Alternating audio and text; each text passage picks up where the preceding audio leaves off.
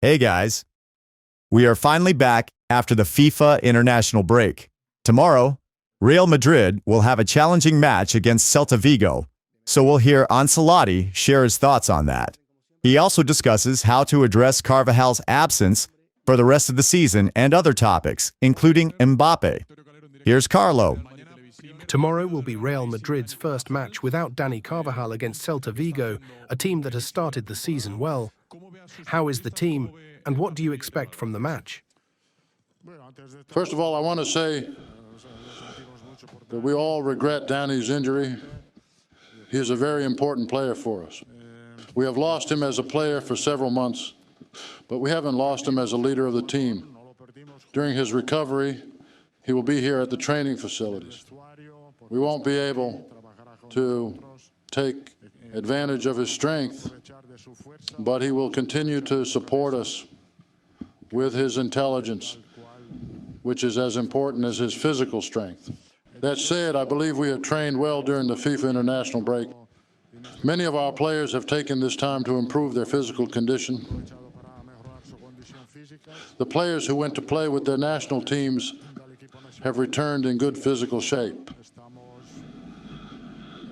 So we feel good, not only to face tomorrow's match against an opponent that plays very well and has gained many points in recent matches, but I see my players more motivated than before and in better physical condition. How is Mbappe after the controversy with the French national team, his injury and off-field issues? Well, Mbappe has taken advantage of this FIFA international break to improve his physical condition and recover from his injury. I think he is in good shape, and he feels very well at this moment. He is happy and very enthusiastic about helping his team tomorrow. Honestly, this 15 days have helped him a lot because I see him as a different player than the one we saw before the FIFA international break. Do you plan to make some rotations in the lineup for tomorrow's match? The players who returned late, Rodrigo and Valverde, have just trained this morning, so we will need to analyze their condition and physical recovery with the medical team before making a decision tomorrow. Do you think it's necessary to reinforce the squad during the winter transfer window? Have you requested signings to the club? No, I have not asked for reinforcements from the club because last year we managed the players well despite the injuries suffered. And we will try to do the same this season. Among the players available in the academy, who do you think could best replace Dani? There are names like Lauren, David Jimenez, and Fortea. I assume you've already assessed the players. Who fits best in the team? Yes, we currently have Jacobo with us, and many of the others are injured at the moment, but I know they will return soon. They are Jacobo, Lauren, and Fortea. We are doing a daily analysis of the academy players to see who can help us. Regarding the physical work that Mbappe has done to improve his condition, have you made any tactical changes, or has the work with him been purely physical?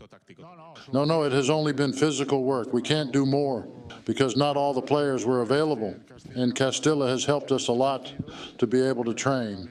But tactically, his position will not change from what we've seen in previous matches. Mbappe can interchange position with Vinicius on the left flank during the match, but our focus in recent days has been on physical training. I repeat what I've said recently, he has taken advantage of this FIFA international break, and I see him in good shape. Do you rule out the possibility of signings during the winter transfer window? Okay, so if we find a player who is ideal for Real Madrid, then I do not rule out that we could sign a player. However, finding an ideal player is not an easy task. Additionally, we have to take into account that we have young players from the academy who can help us, although unfortunately many of them are currently injured. We also count on the return of David Alaba, who we now believe is recovering well and will soon be training with the rest of the team. So for now, we are not thinking about making any signings for the team. Regarding Mbappe, after all the news that has emerged about his personal life, we assume this may affect him in some way. How do you see him? I am not here to talk about speculation. And my job is to focus on the work he does in training. As I mentioned before, these days have been good for him because he has been able to rest his plan, and that's it. I do not give importance to the speculations being talked about out there. Right now, you only have Lucas Vazquez as a right-back, and the season is still long. It seems very difficult for Lucas not to need some rest during the season. Leaving aside the academy players, who else could replace Lucas Vazquez? Militao. Imagino que lo has hablado un poco como él para saber cómo está, qué has hecho, porque es un tema muy delicado. Hablamos de un supuesto caso judicial. Entonces, tú no lo ves afectado, ni te ha hablado de esto, ni has hablado con él. Well, today is not the day to talk about this. Lucas Vazquez gives us a lot of confidence. During the international break, we'll have time to discuss this. But let's not forget the transfer market is closed. And frankly, there aren't many options. We need to manage the squad. I would like to know how Vinicius is doing after suffering an injury that prevented him from traveling to play with the Brazilian national team. Do you think the FIFA international break has benefited him physically and helped him be better prepared? This break has not only benefited him well, but really very well. He, like Kylian and the others, including Mendy, has taken the opportunity to work physically with intensity and strength. They were also able to enjoy a few days of rest, and I believe they enjoyed it. Naturally, I have this feeling about the players, but the final judge will be the field for tomorrow's match. But my feeling is that Vini and Mbappe are doing very well. How is the team in general? Last year, around this same time, you said, sometimes we look too much in the mirror, referring to how sometimes the team feels superior to the opponent, and that excess confidence could harm them at some point. After the defeat against Lille in the Champions League, do you see the team convinced that they can still win something? Do you think they still have the ambition that helped them win last season? Or do you see them still very relaxed? As I said before, my feeling is different and better than before. I feel much more confident now than I did a month ago. I see my players more motivated and in better physical condition. I believe we can show a better version of ourselves, something we have not been able to do recently. Now, an important moment of the season begins where we will face very strong opponents in the Champions League and La Liga. And I think we have a good feeling now, and I hope the field can confirm this as well. Gary Lineker and Alan Shearer recently said in their podcast that the England national team considered you and Pep Guardiola for the coaching position. Can you confirm if this is true? What do you think of Tuchel as the new coach? No, there was nothing with the England national team. I think they have chosen a very good coach, as he is tactically very strong and has already demonstrated that throughout his career.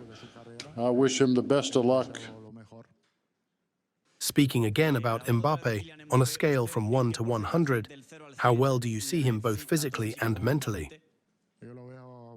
I see him close to 100. He is doing very well. It's truly a pleasure to see how he trains. Tomorrow, you will reach your 200th La Liga match as Real Madrid's coach. What has been your best memory so far? Perhaps the 2 titles you've won, a match like El Clasico, or maybe the comeback against Sevilla 2 years ago. Well, there are many good moments, and there are others that are not so good. I had no idea I was about to reach 200 matches tomorrow. The truth is that the goal is to accumulate as many matches as possible, so I will set myself the goal of reaching 300 matches in La Liga. We'll see if I achieve that. 4 seasons ago, when the team suffered many injuries, Lucas Vazquez played nearly 35 consecutive matches as a starter. He played 17, rested 1, and then played another 17 matches. Do you see Lucas capable of playing another 35 matches as a starter? Do you think it's prudent for any player to play 35 consecutive matches, considering the tight schedule? One of Lucas's many qualities is his physical strength and his ability to run a lot. He is a very active and dynamic player on the field. Without a doubt, he will have no problem playing all the matches I tell him to. So this is not something that crosses our minds at the moment.